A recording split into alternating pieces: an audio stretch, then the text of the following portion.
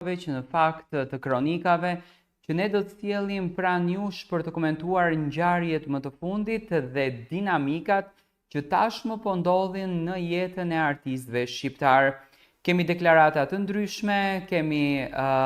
vërtetësi në ato deklarata dhe mbi të gjitha kemi edhe shokuese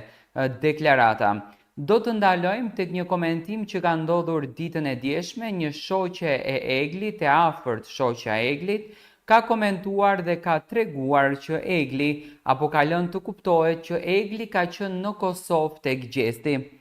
Në botën e sotme të ndërtuar mbi ekspozimin e përhershëm dhe rrjetet sociale që ndërthuren me çdo aspekt të jetës, është e rrallë të shohësh dy personazhe publik që zgjedhin heshtjen dhe privatësinë në vend të dritës së kamerave.